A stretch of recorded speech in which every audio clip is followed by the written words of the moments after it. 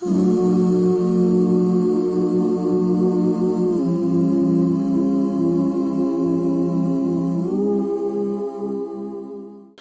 sujet qui m'a été donné est celui qui lie trois notions. Trois notions. La notion d'être musulman, et que l'on lie à la notion citoyenne, à la notion sociale. En fait, les trois notions ont quelque chose à voir en commun. Elles nous apprennent quelque chose. Et ce que j'aimerais faire avec vous, c'est d'abord m'arrêter sur les trois notions et voir comment est-ce qu'elles s'articulent. D'autant plus que, à nouveau, malheureusement, on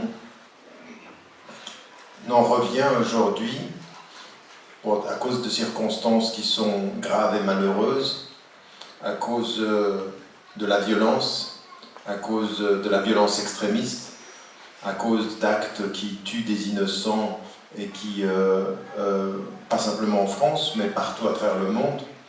C'est vrai en France, mais c'est vrai en Syrie, comme c'est vrai en Irak, comme c'est vrai en Nigeria, comme c'est vrai en Côte d'Ivoire, comme c'est vrai en Tunisie, comme c'est vrai en Asie. Aujourd'hui, eh bien, la violence s'installe et souvent au nom de l'islam. Et ce qui revient à nouveau en France, c'est cette question: est-ce qu'il est possible, d'abord disons-le de cette façon-là, est-ce que vous êtes d'abord musulman ou est-ce que vous êtes d'abord citoyen, et quel va être votre rôle social? Comme si ces notions, là je reviens, j'étais à Nice cet après-midi, et je reviens, et vous savez que Estrosi a dit, en l'occurrence, que l'islam en tant que tel ne pouvait pas être une religion qui acceptait l'ordre de la République. Il y a quelque chose qui serait intrinsèque dans l'islam qui ne permettrait pas aux musulmans d'être de bons citoyens. Donc il y a ce discours qui est là. Il y a cette idée que les musulmans, pour pouvoir faire partie de la citoyenneté commune et avoir un rôle social, devraient délaisser quelque chose de l'islam pour pouvoir acquérir quelque chose de la citoyenneté. On ne vous le dit peut-être pas de façon aussi claire, mais c'est ça.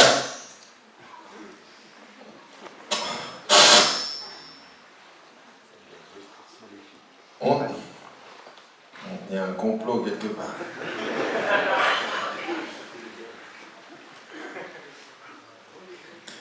Et on ne vous le dit pas forcément de façon aussi claire, mais c'est un peu ça que ça peut vouloir dire. Et malheureusement, ce discours, ce n'est pas uniquement des forces qui sont du Front National qui le disent. Ça s'est un peu normalisé et répandu, que ce soit chez les Républicains ou que ce soit chez les socialistes. Vous avez des gens qui disent cela. Et donc il n'y a pas un parti qui a le monopole de ce discours, même si tous les partis ne le disent pas tous. Vous trouvez des individus, des femmes et des hommes qui sont un tout petit peu plus pondérés, qui font un peu plus de réflexion sur le sujet, mais vous trouvez des gens qui partagent ces opinions partout, et vous trouvez des gens qui ne partagent pas ces opinions partout. Oui, donc il n'y a plus aujourd'hui de catégorisation, à gauche on pense comme ça, à droite on pense comme ça. Et c'est pour ça que de là où vous êtes, vous, au niveau du terrain, vous devez faire très très attention. Quand quelqu'un vient avec l'étiquette d'un parti, ça ne dit pas tout. Parce que vous allez pouvoir entendre dans le même parti sur la question d'être ensemble ou de vivre ensemble, eh bien, il y a cette idée, une idée qui est des positionnements qui sont... Vous trouvez des gens qui sont très ouverts sur cette question à droite, et des gens qui sont très ouverts à gauche, et vous trouvez des gens très fermés partout. Donc il faut faire toujours attention à ce dont on parle. Mais ce qui est implicite, c'est ce discours qui est de mettre en évidence le fait d'être musulman pose un problème à la citoyenneté et pose un problème à la présence sociale. Et la deuxième question implicite qu'on vous pose, c'est de vous dire, vous définissez comment d'abord? Cette espèce d'assignation à l'identité. Vous êtes quoi d'abord? Dites-nous une chose d'abord. En temps de crise, quand tout devient émotionnel, on aime bien les choses binaires. Oui, c'est ou l'un ou l'autre. À l'époque, après ce qui s'est passé, sous le coup de l'émotion, avec ce qui s'est passé en France après Charlie, il fallait être soit Charlie, soit pas Charlie. Toute position qui était de dire « je suis pour la liberté d'expression, mais je n'aime pas ce qu'ils font », c'est suspect. Or, c'est l'attitude la plus sage. Je veux dire, je n'aime pas forcément votre humour, mais vous avez le droit d'être bête avec votre humour. Parce que c'est de l'humour qui est un peu bête. Mais il n'y a pas que nous qui le disions. Il y a énormément de gens qui disaient que c'était un humour qui était discutable. Mais ne pas apprécier l'humour ne veut absolument jamais dire de justifier l'injustifiable. La condamnation, elle doit être claire. Mais parfois, on est assigné à devoir prendre une position. Et quand on vous dit vous, alors les musulmans, alors dites-nous, vous êtes français, vous êtes musulmans, donc tout ça, ça revient maintenant. Et nous avons, et en particulier quand on parle dans une mosquée, nous avons le devoir de la clarté. Nous avons l'exigence, et nous devons être clairs dans ce que nous disons. On ne peut pas jouer avec les notions, jouer avec les appartenances, et ne pas être clair dans nos réponses. Et c'est pour ça que ce que je vous propose, quand j'ai ces trois notions dans une intervention comme celle-ci, de les reprendre, c'est-à-dire comment est-ce qu'elles s'organisent. Vous allez vous apercevoir d'une chose, dans beaucoup de vos interlocuteurs, c'est que la confusion, elle est partout. On ne sait pas très bien de quoi on parle. Quand on parle de musulmans, on ne sait pas très bien. Quand on parle de musulmans pratiquants, on ne sait pas très bien. Quand on parle de musulmans modérés, on ne sait pas très bien. Quand on parle de musulmans extrémistes, on ne sait pas très bien. Quand on parle d'islamistes, on ne sait pas très bien. Quand on parle de radicalisés, on ne sait plus. On utilise des mots dont le sens n'est pas clair. Notre obligation, à nous aujourd'hui, c'est la clarification et la rigueur du propos. Il faut être rigoureux. Et ce que nous connaissons de notre propre tradition, n'importe lequel d'entre vous qui commence des sciences islamiques, moi quand je faisais ça avec les chouyours, quand vous êtes assis avec le chef, il y a une chose qui est importante, c'est que vous prenez le mot après le mot. Par ce mot j'entends, par ce mot j'entends, par ce mot j'entends.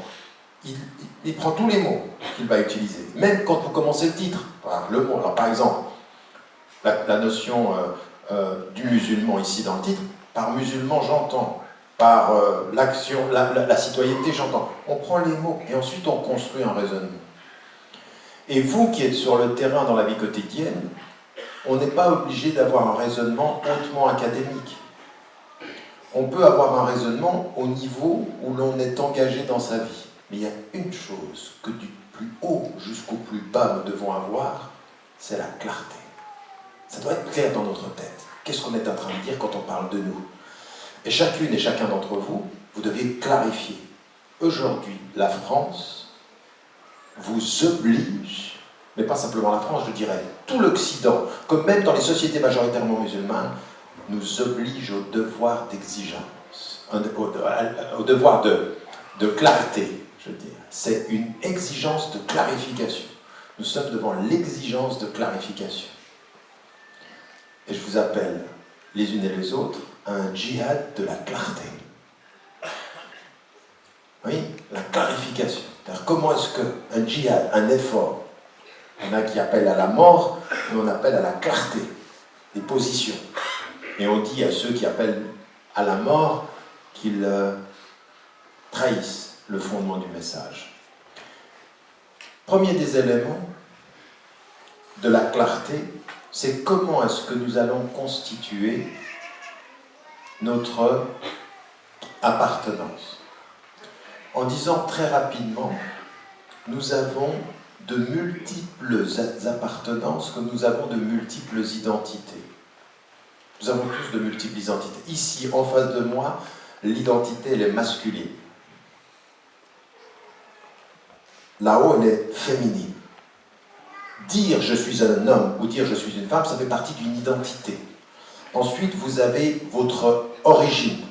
Ensuite, vous avez votre corps social. Vous avez des identités.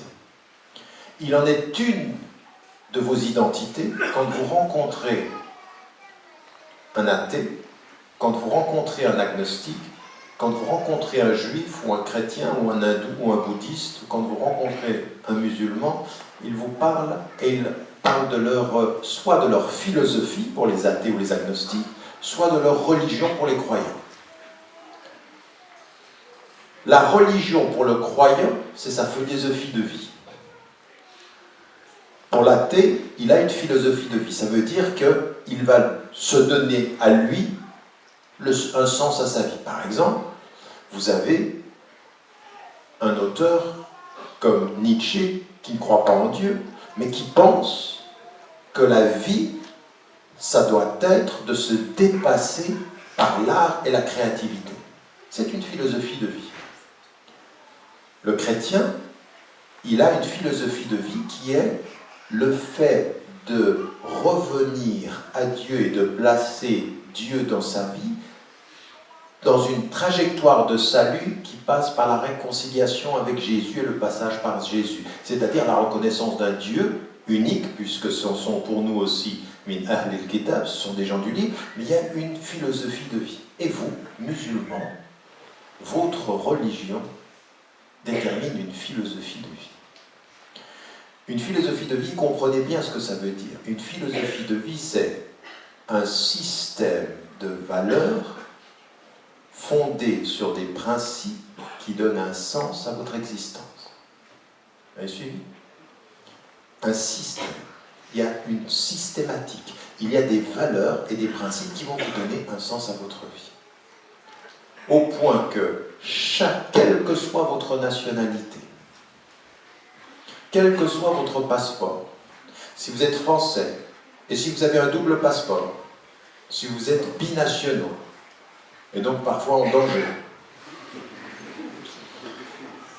dans l'esprit de certains, ou si vous êtes encore aujourd'hui algérien, marocain, ivoirien, asiatique, suisse, devant la mort, c'est votre philosophie de vie qui répond, ce n'est pas votre passeport.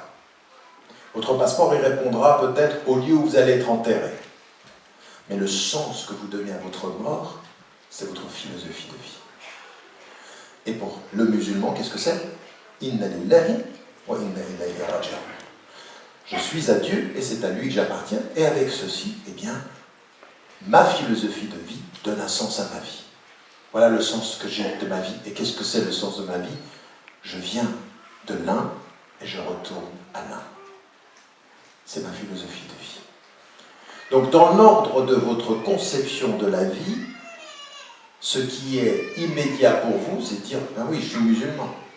Est-ce que ça veut dire que vous n'êtes que ça et que vous n'avez que cette identité et que rien d'autre va apparaître? Non. À un moment donné, cette philosophie de vie va vous dire, comme il a été dit aux gens de la Mecque et des gens de Médine, il se trouve à Médine, ceux qui ont la même philosophie que vie de vous, qui étaient autour du prophète, ils sont à Médine. Et le prophète, à Médine, qu'est-ce qu'il fait?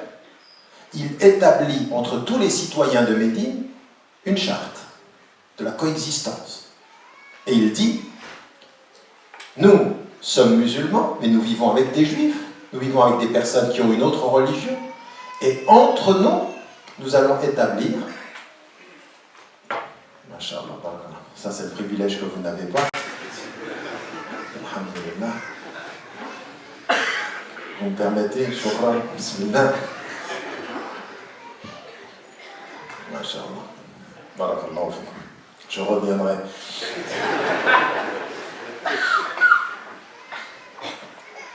Le prophète, installé à Médine, établit une charte en disant aux Juifs, aux gens d'autres traditions religieuses, nous avons un cadre légal qui va nous faire vivre ensemble. À aucun moment il a perdu sa philosophie de vie, mais sa philosophie de vie lui dit que dans le corps social, il y a un ordre du droit, la régulation par le droit, qui lui fait appartenir à une société. Et donc, en l'occurrence, son appartenance à la société, la reconnaissance que les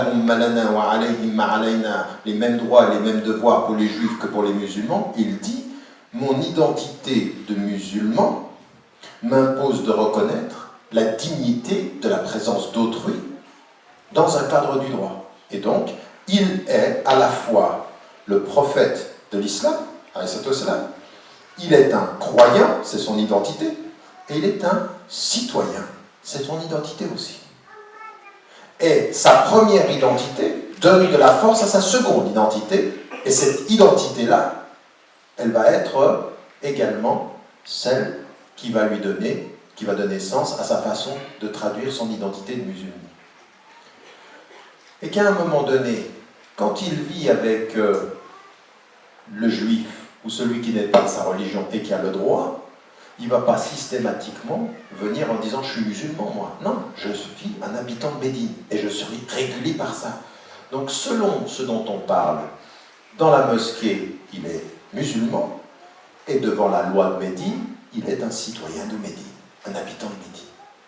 Donc il a plusieurs identités dont aucune ne nie la réalité de l'autre.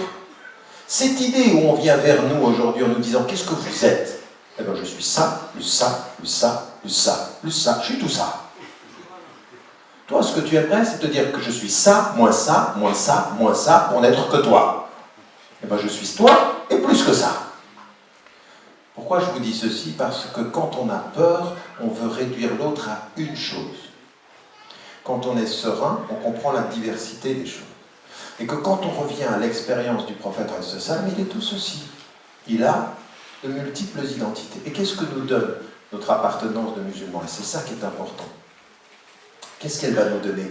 Elle va nous donner une philosophie de vie dont vous allez vous rendre compte que toute cette philosophie de vie, elle est porteuse d'un renforcement de tout ce que nous allons comprendre de notre citoyenneté.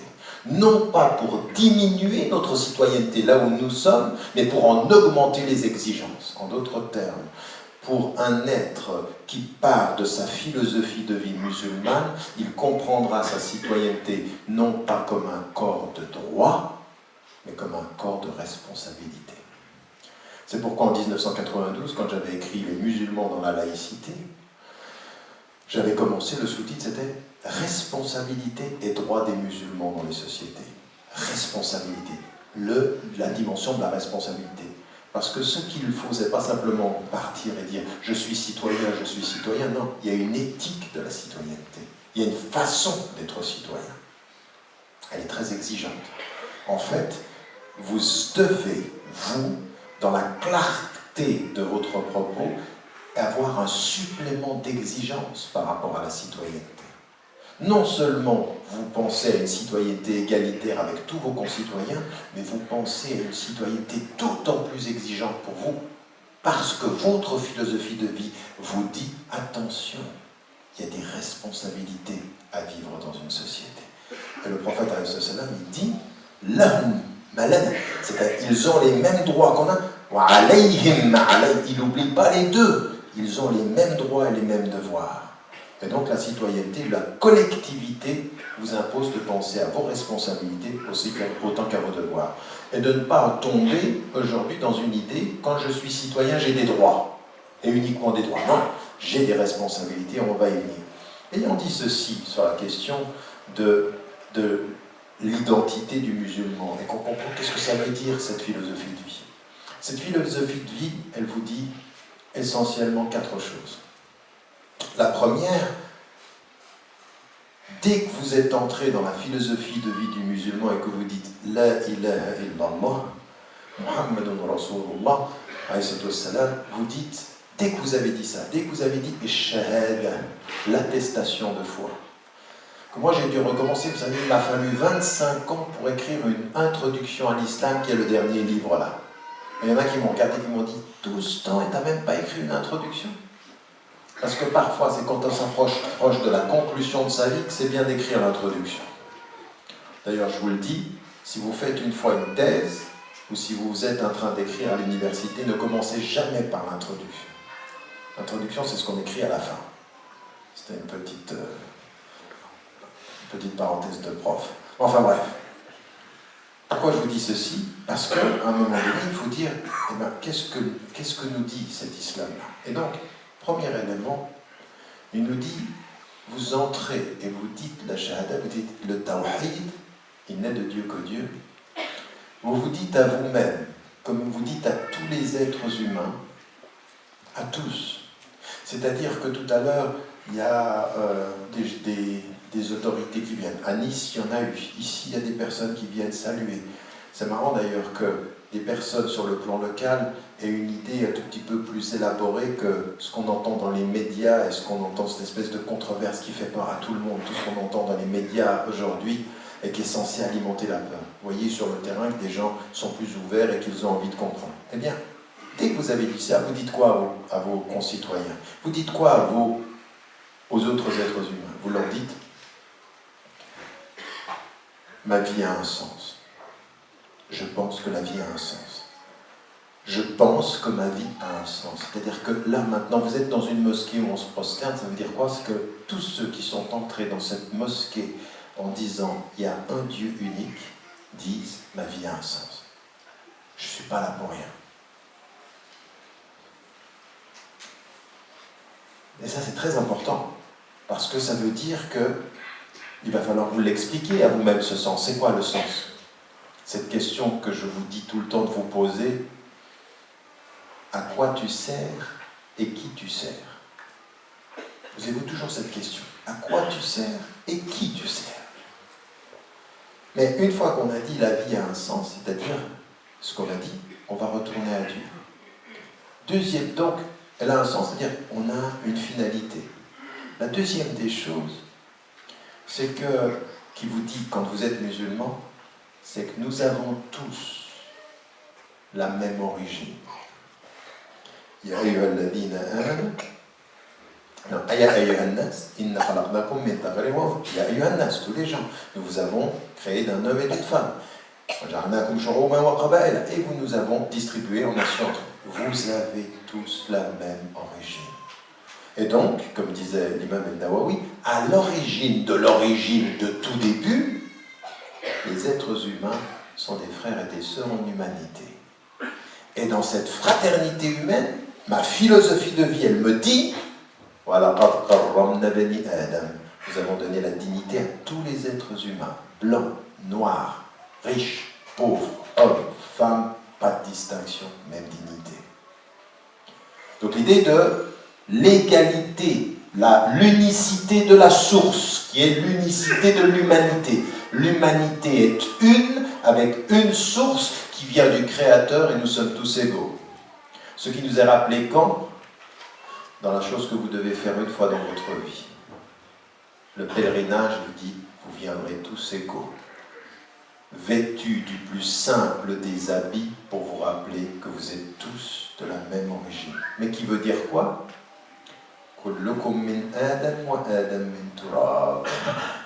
Deuxième des enseignements, la même source, mais sachez une chose, il y a un être qui a la toute-puissance et vous devez vivre avec l'humilité. Vous provenez de la terre et vous devez être égaux en dignité. Deuxième des enseignements. Dès que vous avez dit, c'est ça votre philosophie. J'espère que depuis que j'ai commencé à parler, c'est clair.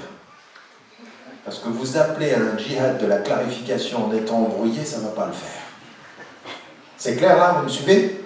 Deuxième des enseignements. Troisième des enseignements capital, c'est qu'autant vous avez la même origine, autant il vous est dit, vous allez être répartis en nations, en tribus et en diversité. Dieu n'a pas voulu l'uniformité. Il a voulu l'unité de l'origine, la diversité de la traduction. Nous sommes divers. Nous sommes divers déjà entre femmes et hommes. Nous sommes divers déjà en couleur.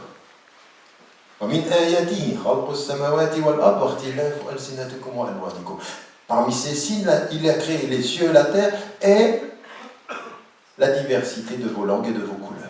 La diversité. Il a voulu la diversité. Toi, que tu viennes avec ta raison, quand tu es un arabe comme moi, et que ça se voit, et tu vas vers plus foncé que toi, un noir, et tu lui dis « je te tolère », eh bien tu n'as pas compris le sens de l'exigence première. Il n'y a pas de tolérance dans la diversité, il y a le respect du divin. Il a voulu ceci. Et si un plus blanc que moi vient vers moi et qui me dit « Toi l'arabe, je te tolère », je dis « Ah non, moi tu ne me tolères pas, tu me respectes et je vais te faire me respecter. » Vous avez vu, vous avez tout de suite entendu « Je vais te montrer ». Non, je n'ai pas dit ça. Vous voyez, comment je vais te faire te respecter? Il y a une seule façon. Je te ferai me respecter parce que tu vas voir que je me respecte. Je me respecte, donc tu me respecteras. Et je me respecte pourquoi? Parce que je sais que ma singularité, c'est un cadeau du divin. Donc je me respecte. C'est pas je sors les poings puis je vais te montrer. Je rentre les poings, je fais un djihad el-nafs et tu vas voir. C'est le contraire.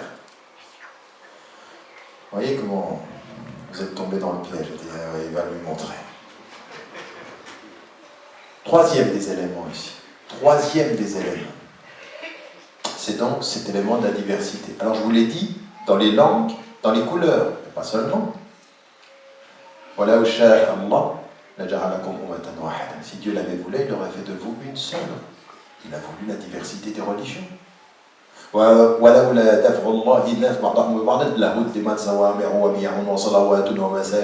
Qu'est-ce qu'il y a? Si Dieu n'avait pas mis un groupe de gens les uns vers qu'est-ce qui aurait été détruit? Des ermitages, des lieux de culte, des synagogues et des mosquées. Donc il a voulu même la diversité religieuse. La diversité religieuse, c'est... Donc si vous voyez un chrétien, si vous voyez un juif, vous n'avez même pas le droit de penser que c'est à vous de le convertir, parce que ce n'est pas votre travail. Pourquoi est-ce que je dis ça? Parce que dans le Coran, qu'est-ce qui est marqué?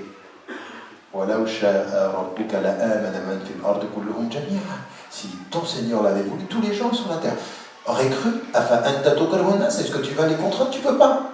Troisième des enseignements donc, la diversité religieuse, la diversité des couleurs, la diversité des races, la diversité des nations, la diversité des tribus, la diversité partout. À tel point, nous avons créé de toutes choses deux. Donc la diversité, elle est dans le genre, la diversité, elle est dans les nations, les peuples, les couleurs et les religions. Troisième des enseignements fondamentaux. Et quand vous êtes en France, et que vous vivez dans cette société-là, et que vous vous promenez, regardez dans cette salle, vous êtes ici dans cette salle de toutes les couleurs. Vous êtes ici de différents statuts sociaux. Vous êtes ici de différentes origines. Vous êtes majoritairement des musulmans. Dans cette mosquée, vous sortez, vous allez rencontrer toutes les religions et des personnes sans religion. Et ceci, par l'ordre du divin, dans votre philosophie de vie, vous le respectez. Vous le respectez. Non pas simplement vous le respectez, vous le célébrez. Vous le célébrez. Vous dites que ceci, minallah, c'est Dieu qui a voulu ceci. Troisième des enseignements. Quatrième des enseignements, il vient directement à la destination. D'où tu viens et quelle est ta destination? Tu retournes à Dieu. Qu'est-ce que tu dois faire pour retourner à Dieu? Dans notre tradition, avec un mot qui est totalement perverti, on utilise le mot sharia. Et pour certains, c'est la loi de Dieu, parce que les fuqaha l'ont donné, cette définition, dans leur domaine. En fait, c'est pas ça. La sharia, c'est la voie qui mène à la destination. C'est la voie de la fidélité.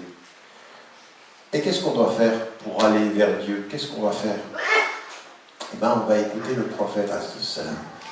Le prophète, alayhi salam, quand on lui a posé la question sur lui, sur ce qu'il était, quelle était sa mission. Donc sa mission 1, le tawhid, c'est-à-dire la source.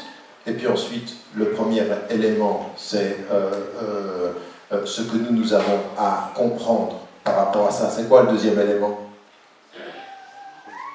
J'en ai donné 3 là. Qu'est-ce qui se passe? Le premier, c'est le tawhid, la source. 2, c'est l'humilité, notre humilité, la commune dignité et la diversité. Mais maintenant, nous allons tous retourner à la même destination. Qu'est-ce que nous devons faire entre maintenant et la destination? Alors, le prophète, qu'est-ce qu'il dit?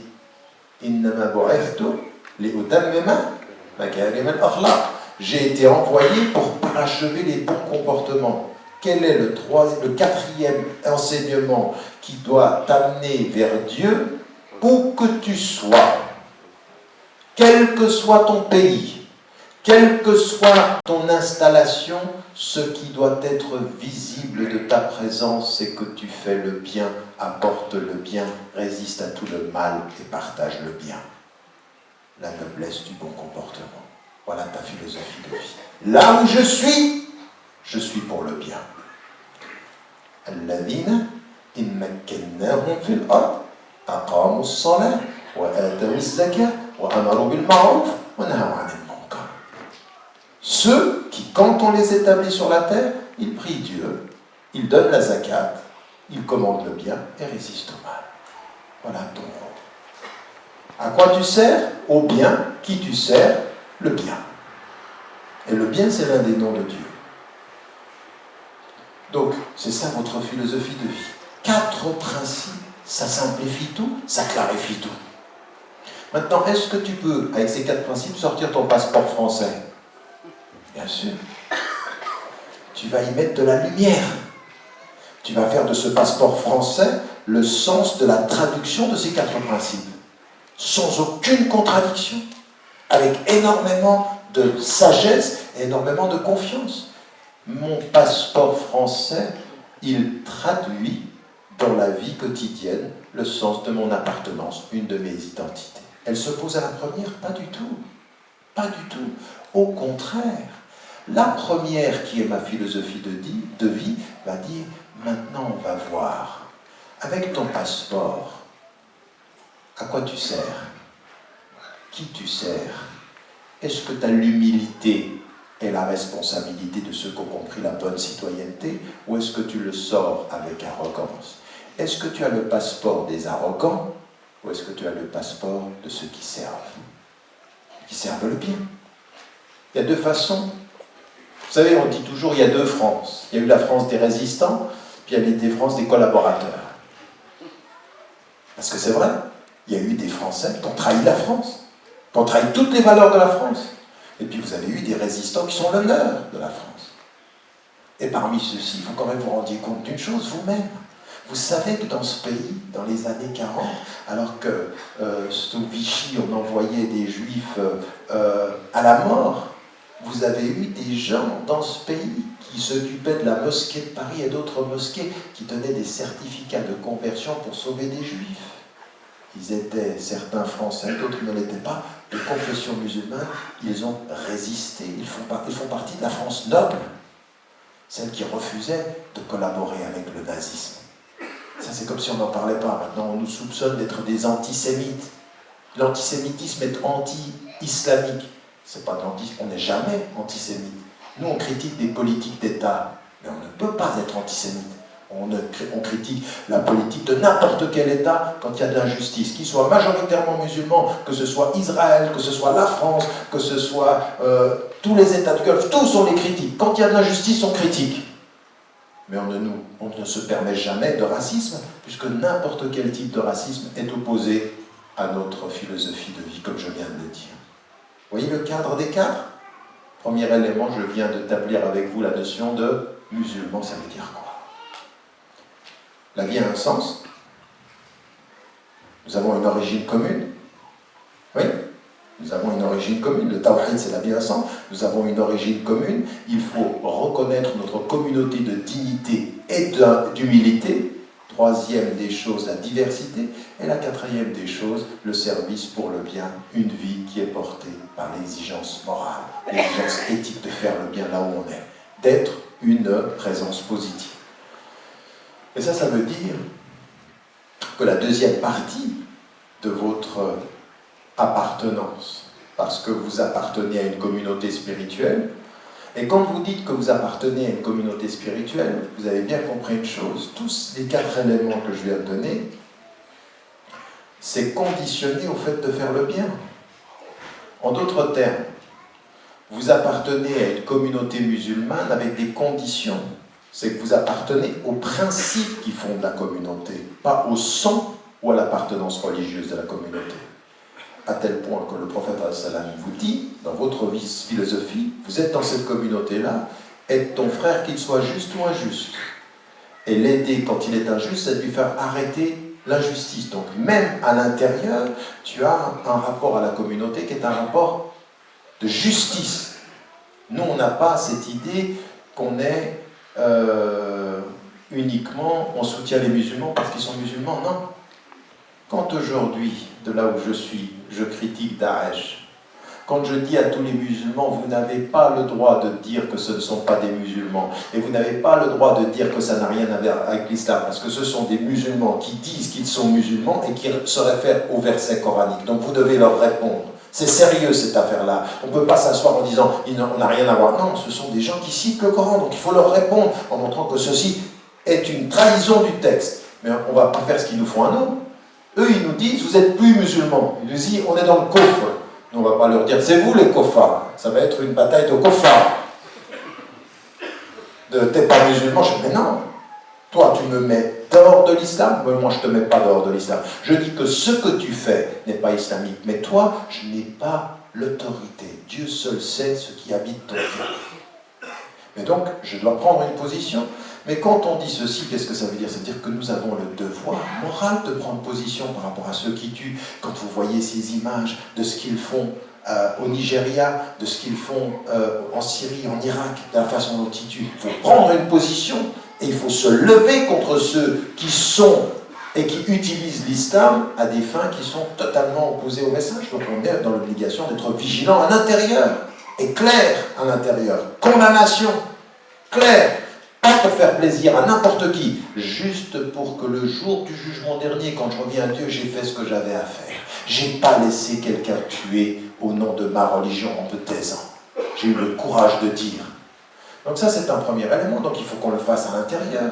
Il faut qu'on soit critique à l'intérieur. Donc il faut aider. Et donc, ce travail que nous avons par rapport à la justice, ce travail que nous avons par rapport nous appartenons à nos principes. Et donc, nous appartenons à nos principes, ça veut dire que nous sommes critiques à l'intérieur et nous devons faire attention à ne pas tomber dans un autre piège, dans notre appartenance, dans notre philosophie de vie. Pardon ? C'est vrai? J'ai fait combien de temps là? J'ai déjà fait 45 minutes? Ça va? 40? Ah, il faut me donner 50 alors. Non, pas encore 50, mais jusqu'à 50. Encore 10 minutes, ça va? Mais vous êtes intéressé par la signature des livres, on s'en fiche, on est là pour écouter, non?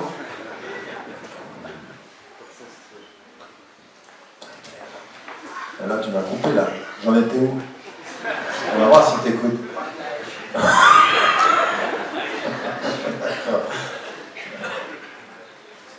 Qu'est-ce que je disais? Oui, il faut faire attention à une chose. J'en parle dans le dernier livre parce que je le vois moi-même. Beaucoup d'entre nous, quand on est critique par rapport aux Juifs, dans ceux qui n'ont pas compris, la critique d'un État, je l'ai dit, est possible. Mais il faut faire attention. Quand certains disent très rapidement, oui, les Juifs pensent qu'ils sont le peuple élu. Et donc, on les critique pour ça. Ce n'est pas juste de dire ça. Bien entendu qu'il y a eu dans la tradition juive des gens qui ont pensé ça. Mais attention. Allah dans le Coran, qu'est-ce qu'il dit sur les Juifs?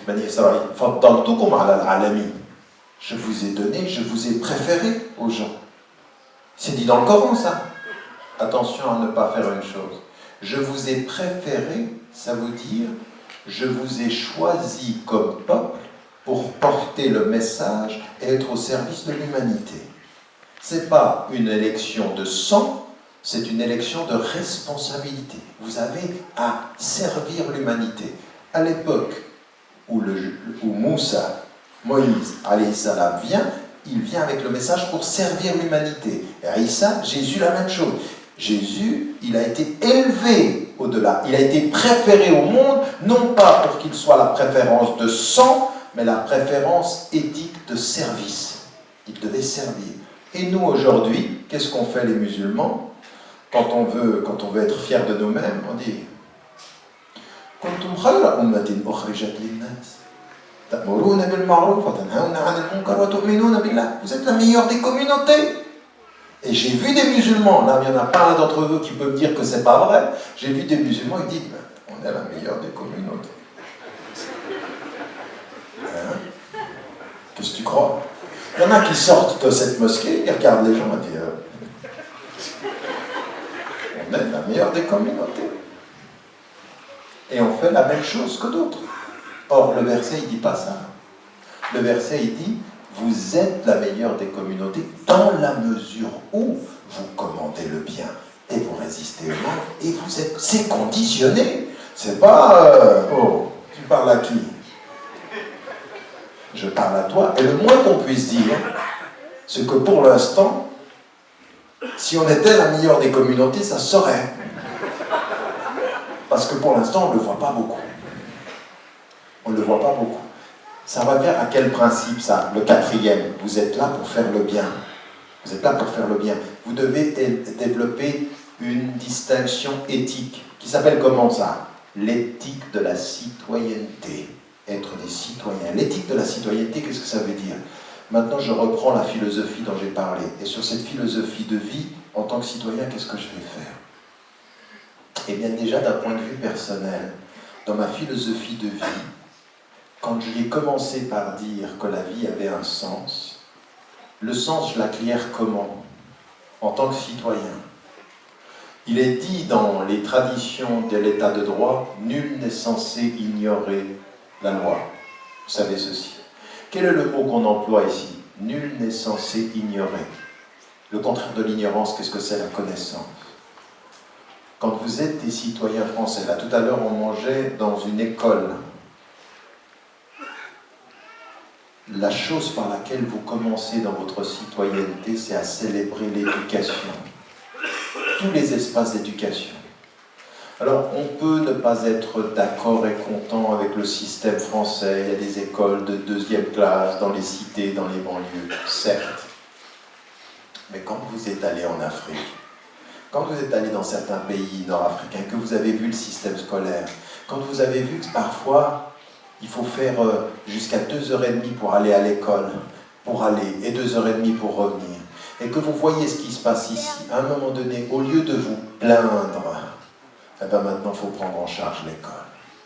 Et pas simplement en disant, on veut avoir nos écoles à nous. Non, parce que nos écoles à nous, bien sûr, ça va toucher 5%. On veut que l'école, elle soit digne de la citoyenneté française, et donc il faut faire une école digne. Une école où on ne fait pas du structure, on ne réforme pas la structure, on pense le contenu. Qu'est-ce qu'on enseigne à l'école? Qu'est-ce qu'on enseigne? Et là, dans nos familles, on doit accompagner l'école. Ce n'est pas l'école qui peut tout faire. L'école, elle donne des instruments du savoir, mais la citoyenneté, c'est aussi dans la maison. C'est aussi à la maison.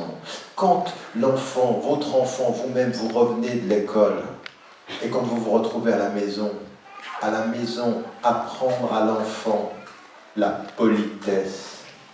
Apprendre à l'enfant, quand je parle, tu écoutes. Tu écoutes. Et tu parles. Parce qu'il y en a certains qui sont en train de dire, t'as raison. Ça, c'est bien, ça. Je suis rentré à la maison, je vais dire à mon fils, t'as entendu tout à l'heure? Quand je parle, tu écoutes. J'ai dit ça, mais j'ai pas fini la phrase. Et quand ton enfant parle, tu écoutes. Tu lui donnes la place pour parler. Parce que c'est pas possible dans nos sociétés. Quand vous êtes citoyen, qu'est-ce que c'est un citoyen? Un citoyen, il écoute et il s'exprime. C'est ça, même vous avez dans Surat Ar-Rahman, Ar-Rahman, allama al-Qur'an, khalaqa al-insan, allamahu al-bayan. C'est-à-dire, il a reçu le Coran pour écouter, allamahu al-bayan, pour s'exprimer. Et donc, ma citoyenneté, elle passe par ma famille. La citoyenneté, c'est pas à l'école.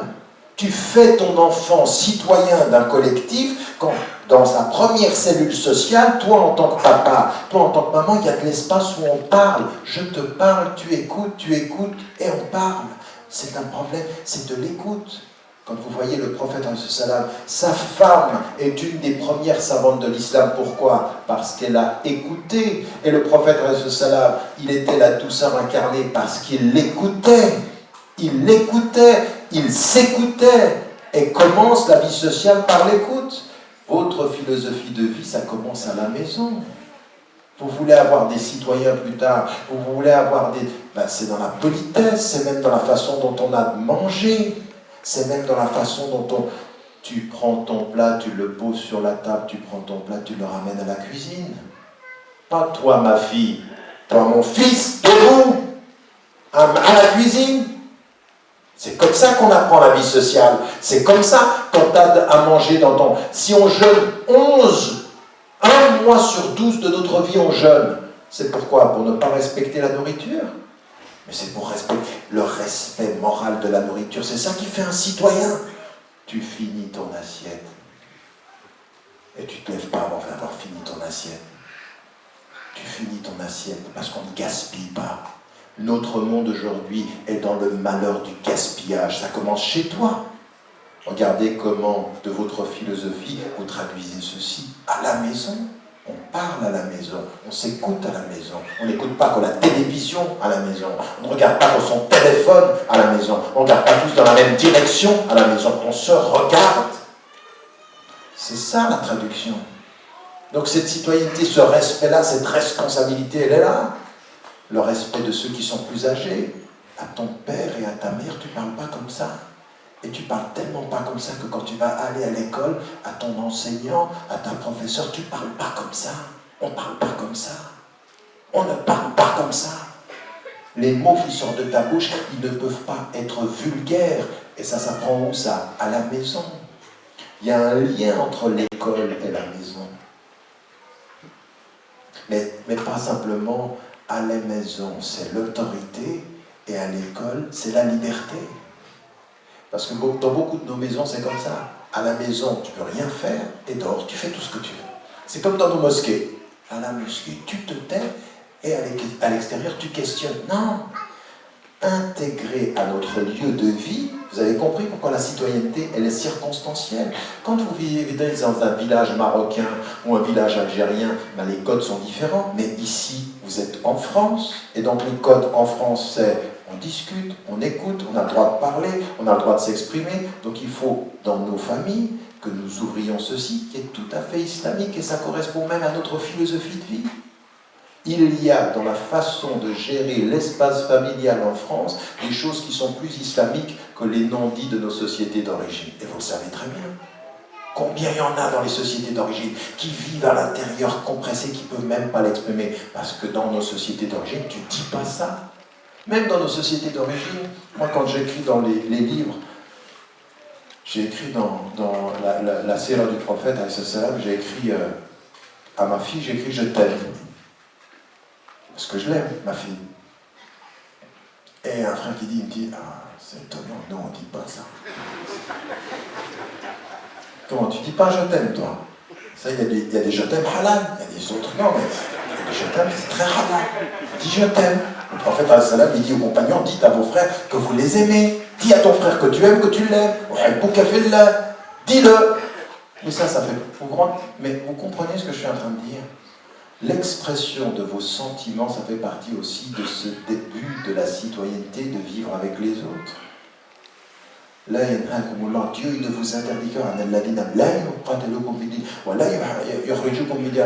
Dieu ne vous interdit pas contre ceux qui ne vous luttent pas contre vous dans la religion et qui ne vous sortent pas, que vous soyez plein d'affection vis-à-vis des gens. Votre voisin, quand le prophète il dit vous n'avez pas atteint la plénitude de la foi quand vous ne voulez pas votre voisin ce que vous voulez. Votre voisin, il peut être musulman ou d'une autre tradition religieuse. Il faut être plein d'affection. Il y en a aujourd'hui, ils se demandent s'ils peuvent avoir de l'affection pour des non-musulmans. Il vient vers toi et ce que dit, est-ce qu'on peut aimer les non-musulmans? Je dis, il y a 2 erreurs dans ta façon de parler. Toi, est-ce que tu aimerais qu'on vienne vers toi et qu'on te dise, toi, tu es un non-chrétien? Tu aimerais qu'on te parle comme ça? La première des choses, et je vous le dis, le début de la citoyenneté, c'est d'utiliser les bons mots. Quand vous sortez de là, vous ne dites pas aux gens qui sont non-musulmans. Ils sont chrétiens. Ils sont juifs, ils sont athées. Vous les nommez par là où ils sont, pas en opposition à ce que vous êtes. Ce ne sont pas des non-musulmans. Ils sont chrétiens, ils sont catholiques, ils sont protestants, ils sont juifs. Pourquoi est-ce que nous, on s'accapare le centre de la définition et tous les autres, c'est des non-musulmans? Pourquoi? Ça, c'est une façon de parler que vous n'aimeriez pas qu'on vous fasse. Vous n'aimeriez pas qu'on vous dise, vous les non-chrétiens, ça vient? Vous allez vous intégrer? On dit, oh, tu ne parles pas comme ça, moi. Là, il y en a qui lèveraient les manches. Et non, il faut faire attention à la façon de s'exprimer. Le prophète, il appelait ses compagnons par les mots dont il savait qu'ils aimaient. Abu Huraira, il l'appelle comme ça, il sait qu'ils aiment il fait attention. Il y a une délicatesse dans la façon d'utiliser les mots. Donc déjà, vous entrez dans cette citoyenneté en faisant attention aux gens, à comment ils sont. Et ça, c'est la première erreur. Et est-ce qu'on peut... le Coran, il le dit. Quand vous vivez avec des gens, comment voulez-vous que le prophète il construise la société de Médine s'il dit ils ont les mêmes droits et les mêmes devoirs que nous? Il y avait le respect. Toute sa vie, il a été avec un jeune juif qui ne s'était pas converti à l'islam. Et le prophète, il était respectueux, son oncle, il était respectueux, il a pleuré sur le lit, devant le chevet de son oncle qui n'était pas devenu musulman. Ça veut dire quoi quand on pleure? Qu'on a de l'affection.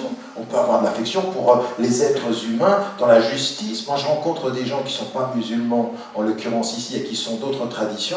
Des fois, ils ont plus de morale, ils ont plus d'honnêteté que beaucoup des musulmans que je rencontre. Et donc, je les respecte pour ça, je les aime pour ça, je les aime pour les principes qu'ils ont. Et il n'y a absolument aucun problème. Comment ça s'appelle ça dans votre pays? C'est le 3e versant. Liberté, égalité, fraternité. Cette fraternité-là, n'est-elle pas celle dont parlait l'imam El-Nawawi quand il disait il y a une fraternité humaine, nous avons une fraternité de l'origine, le premier principe de notre philosophie? Ben oui, il n'y a aucun problème avec ça. On va même le célébrer, on va même montrer davantage en étant généreux, en étant plein de sollicitude et en servant. Voilà le deuxième pôle de votre citoyenneté. Elle est faite de quoi? D'une grande responsabilité. Là où vous êtes, à quoi tu sers et qui tu sers. Et là où vous êtes, ça doit être plus d'éducation. Là où on est, ça doit être le respect de la personne humaine. Là où vous êtes, vous, en tant que citoyen français, votre citoyenneté, votre éthique de la citoyenneté, pas de racisme, pas de discrimination sociale, pas de discrimination à l'emploi, pas de discrimination religieuse. Voilà ce pourquoi nous sommes là. Voilà à quoi nous servons et voilà ce que nous voulons servir. Nous ne faisons pas. Et s'il y a un de votre communauté spirituelle qui agit contre ça, qui fait de la discrimination, qui est un raciste ou qui fait de l'oppression, vous devez être les premiers à vous lever en disant « Jamais je te laisserai faire ça ». Parce que c'est contre ma philosophie de droit, et ça va, ma philosophie de vie, et ça va contre mes principes. Voilà des choses qui sont... Voyez comment ça devrait vous encourager, vous lever. Tout ce à quoi je vous appelle là, c'est un réveil de conscience. Et c'est comme ça qu'on comprend. Donc c'est une éthique de la citoyenneté qui est basée sur cette égalité-là. De la même façon sur les hommes et les femmes. Il faut qu'on soit clair, dans nos lieux de culte, déjà, en commençant dans nos lieux de culte, l'accès doit être égalitaire pour les hommes et les femmes. Mais dans notre vie sociale, il y en a un d'entre vous qui pourrait me dire, à travail égal, la femme, il est normal qu'elle prenne 20% de moins que l'homme en salaire? Non. Nous devons être au premier rang de cette lutte pour égalité de compétences, égalité de salaire. Bien sûr, c'est ça. Au lieu qu'on perde notre temps avec ce à quoi on nous amène, est-ce que vous êtes pour le foulard, contre le foulard? Mais nous, on a déjà répondu à cette question. Une femme qui veut porter le foulard, elle le porte. Une femme qui ne veut pas porter le foulard, elle ne le porte pas. Tu as quelque chose à dire? Eh bien, dis-le tout seul. On n'a pas de temps à perdre. Nous, c'est ça notre position. Tu vas nous embrouiller la tête. Par contre, viens qu'on parle des choses, des choses qui sont essentielles. Pour un travail égal, salaire égal, allons-y, travaillons. Nous devons être au premier rang de quelque chose que je vous dis et que je vous rappelle ici dans cette mosquée. La violence domestique, la violence conjugale, le fait de battre une femme n'est pas islamique. Et si votre modèle, c'est le prophète al-Salam, sachez qu'il ne l'a jamais fait. Et si vous l'avez fait, vous cessez. Si vous pensez le refaire, vous arrêtez d'y penser et vous libérez vos demeures de toute violence verbale ou physique. Ça commence par ça, la vie sociale. Pas de violence physique. À ta femme ou à ton mari, tu parles et tu écoutes. Tu ne tapes pas. Tu ne frappes pas. Et tu n'utilises pas un verset du Coran pour te permettre de dire « Oh, de l'ébou, tu vas voir ça. » Tu ne deviens pas le moufti d'un petit verset. Parce qu'il y en a certains, c'est dire « Oh là là, tu partis de verset. » Ça, c'est un allez. C'est inadmissible. Inadmissible. Il faut arrêter ça. Il faut qu'on se soit... Donc, vous voyez ce que je suis en train de dire, comment ça se traduit dans cette éthique de la responsabilité, sur la justice, sur le travail que nous avons à faire sur le terrain. Donc, en fait, votre philosophie de vie est un supplément de sens à votre appartenance citoyenne. Elle fonde votre appartenance citoyenne sur une éthique, sur une présence constructive. Voilà ce que vous avez à faire. Et le dernier élément, à partir de ceci, eh bien, c'est une présence sociale. Et comme il est dit dans votre philosophie de vie que Dieu a voulu la diversité, faites attention, ne tombez pas dans le piège. Tout ce qui est en train de se dire en France aujourd'hui sur vous, les musulmans, vous ne pouvez pas vous intégrer, est en train de vous pousser à vous isoler, à vous considérer, nous les musulmans et eux. Vous savez, le nous et eux, nous et vous. Le troisième versant de ce que j'ai dit, de votre philosophie, qu'est-ce qu'il dit? Que Dieu a voulu la diversité, donc nous devons vivre avec le pluralisme.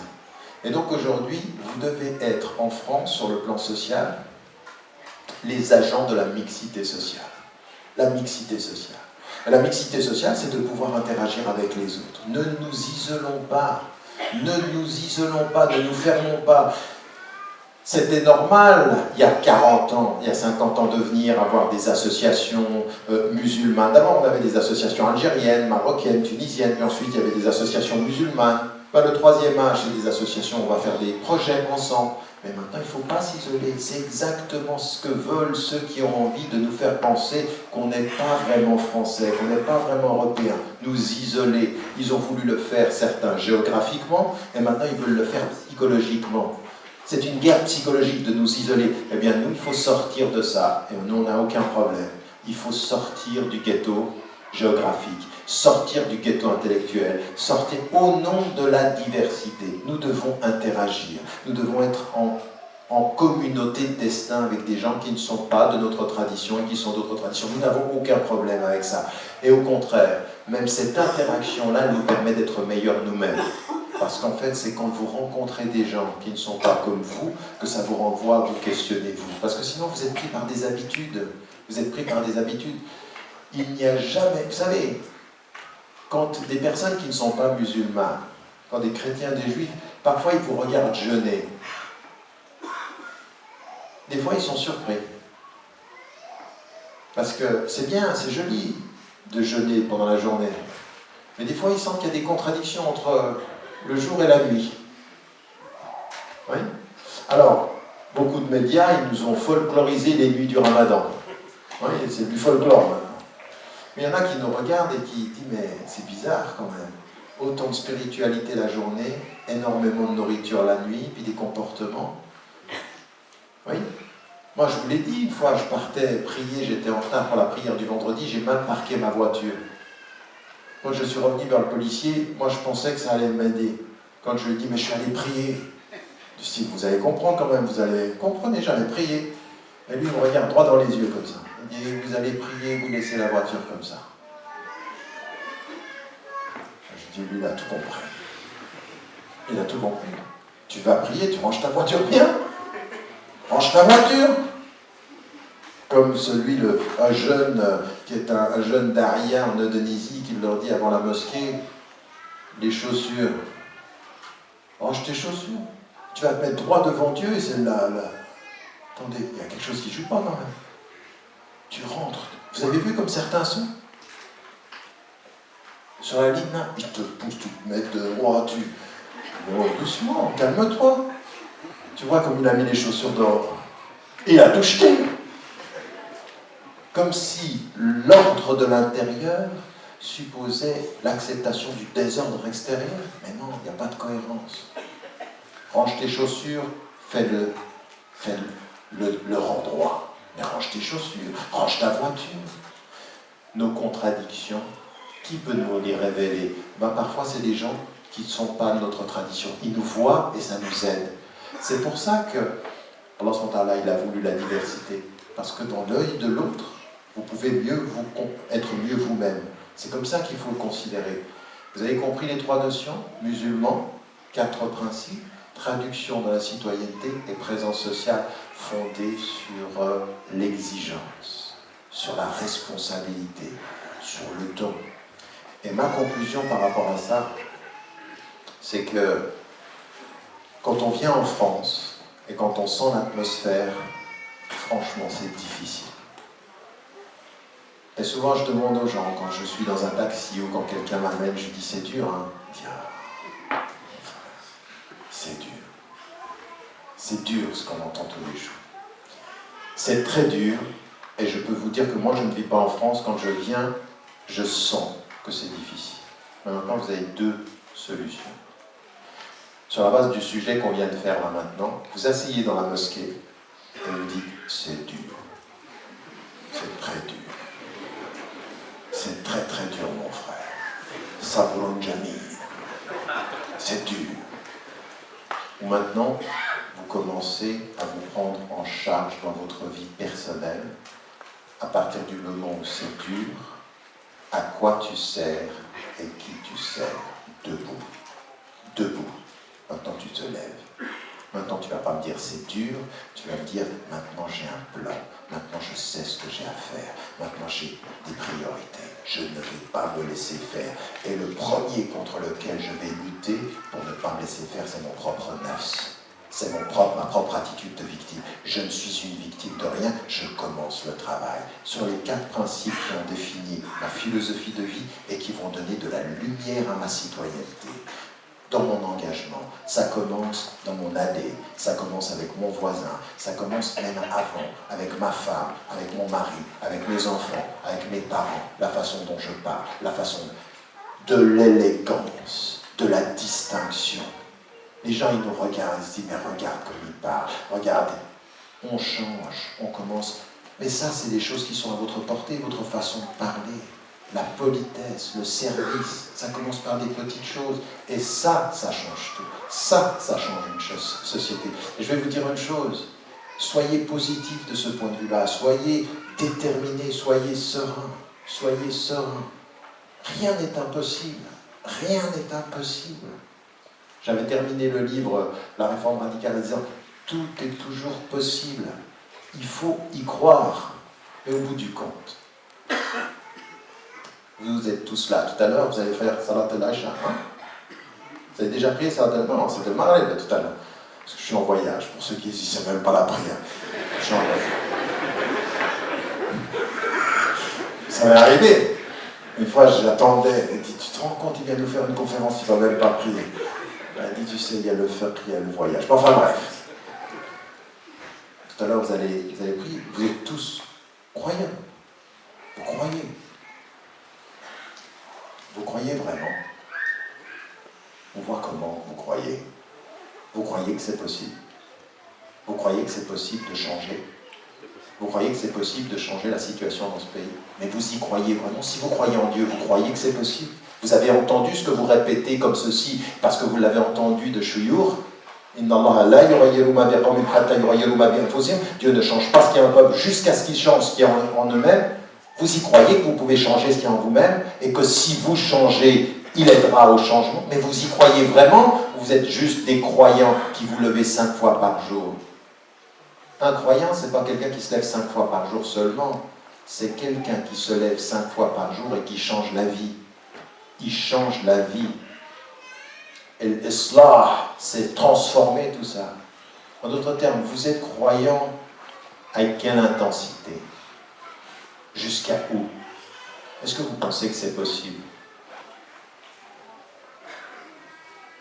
Mais prenez juste 30 secondes de silence et pensez à ce que je viens de vous dire. À ceux qui viennent vers moi qui disent, mais comment tu fais avec tout ceci pour continuer ce combat depuis 25 ans avec tout ce qu'on dit? Vous savez pourquoi? Parce que bi'amnillah, c'est possible. Quoi qu'ils disent. Quoi qu'ils disent.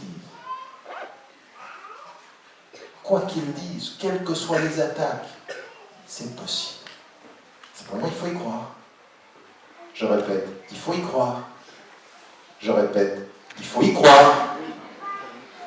Je répète. Vous savez que le prophète, il répétait 2 fois, 3 fois. Il faut y croire. Alors vous avez 2 solutions avec ce que je viens de dire. J'y crois. On se lève. où on se lève et on y croit. Que Dieu vous aide, Inch'Allah. Assalamu alaikum.